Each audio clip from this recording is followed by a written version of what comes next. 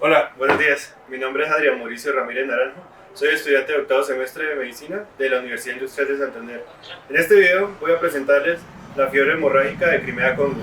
Como parte de la lectiva de entomología médica, empecemos.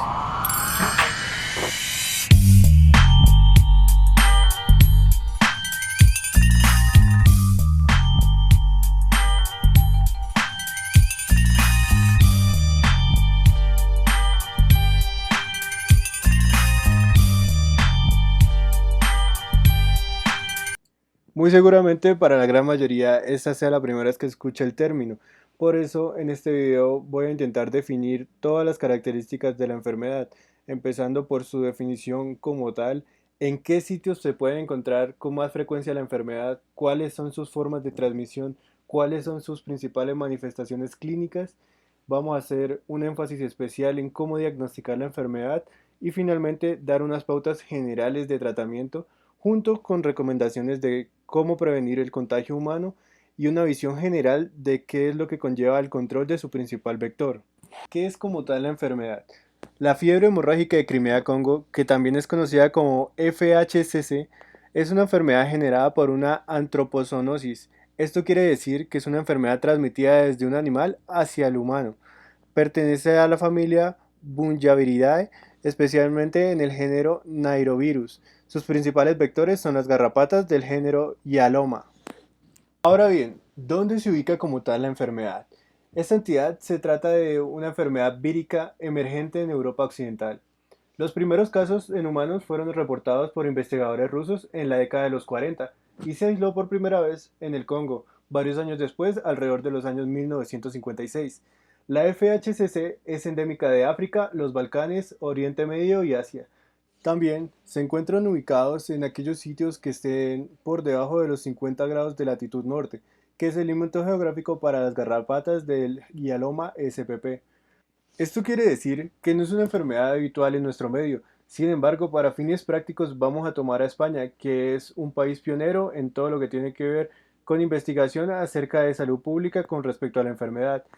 Para el 2010 en España ya se habían aislado el patógeno en garrapatas encontradas en ciervos de distintas fincas de caza extremeñas, en las lindes del río Tajo, en la frontera portuguesa. Al año siguiente, el Centro de Control de Alertas del Ministerio de Sanidad y Servicios Sociales tomaron la iniciativa de elaborar una serie de investigaciones en las cuales se habla acerca de la manera de transmisión de la enfermedad y se encontró que el virus se transmite a las personas ya sea mediante la picadura de una garrapata o por el contacto con la sangre o tejido de animales infectados durante la matanza, ya que ésta se presenta en ganado bovino salvaje o doméstico, también se presenta en ciervos, ovejas, cabras y liebres. Finalmente, se halló que existe la posibilidad de transmisión entre seres humanos en caso de contacto estrecho con sangre, secreciones, órganos y otros líquidos corporales de personas infectadas. Un hallazgo particular es la presencia de un vector mecánico importante. Estas son las aves ya que son resistentes a la enfermedad, por lo que una de las teorías con mayor fuerza acerca de la extensión por distintos territorios es la presencia de aves migratorias, probablemente provenientes de África, debido a que estas pueden ser portadoras de las garrapatas.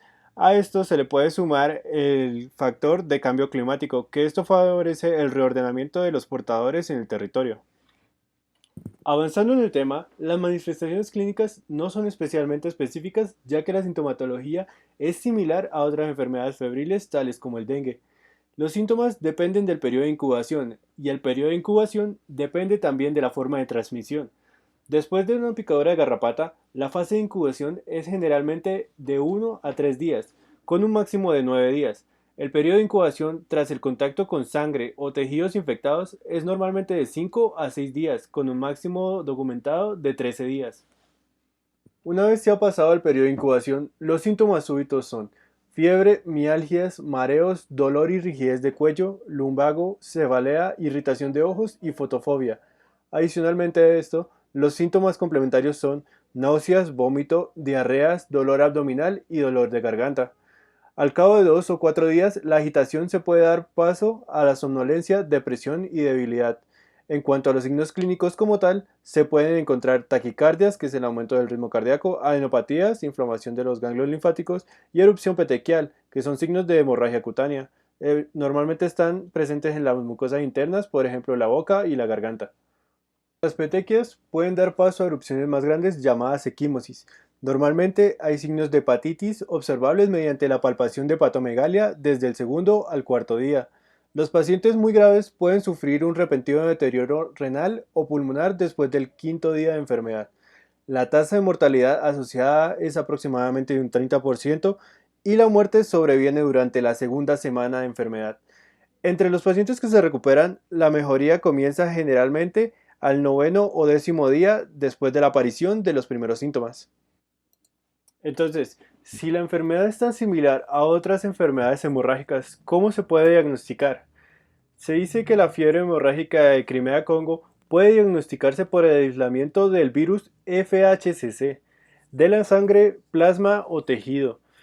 Los cultivos celulares solamente pueden detectar altas concentraciones del virus y esta técnica es más útil durante los primeros 5 días de la enfermedad. El virus FHCC se identifica por inmunofluorescencia indirecta o por RT-PCR. El aislamiento del virus debe llevarse a cabo en laboratorios de biocontención máxima. Los antígenos virales se pueden identificar con el ensayo por inmunoabsorción ligando a enzima, que es el ELISA o inmunofluorescencia, pero esta prueba es menos sensible a la PCR.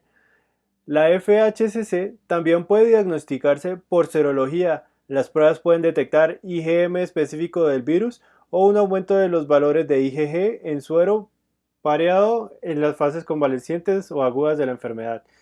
La IgG o la IgM pueden hallarse por lo general con las pruebas de inmunofluorescencia indirecta o ELISA después de 7 a 9 días de la enfermedad. Finalmente, llegamos al tratamiento y tenemos que tener como pauta general que la atención de los pacientes con FHCC exige una minuciosa monitorización de sus contactos vitales para determinar precozmente el fallo orgánico e instaurar inmediatamente los cuidados de soporte necesarios. La FHCC obliga a un estrecho control analítico. Para ello se necesitan los hemogramas completos, ALT, AST, bilirrubinas totales, creatinina, el INR, el tiempo de tromboplastina parcial activado, la creatinquinasa, la lactato deshidrogenasa. Ante un recuento de plaquetas por debajo de 40.000, se recomienda realizar al menos 2 controles analíticos diarios. Se debe obtener valores de dímero D y gasometría si se sospecha un cuadro de coagulación intravascular diseminada o SID. Hay que asegurar una adecuada reposición hidroelectrolítica y ajustar la fluidoterapia evitando soluciones hipotónicas. En caso de fracaso renal, se requiere terapia de sustitución. Es preferible la hemodiálisis frente a la diálisis peritoneal.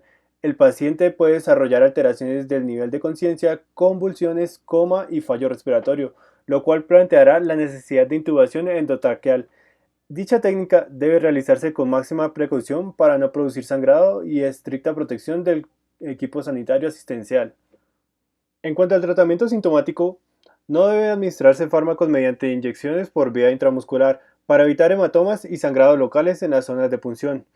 Como antipirético, se recomienda administrar paracetamol y evitar en la medida de lo posible los antiinflamatorios no esteroidemos, por su potencial repercusión sobre la coagulación.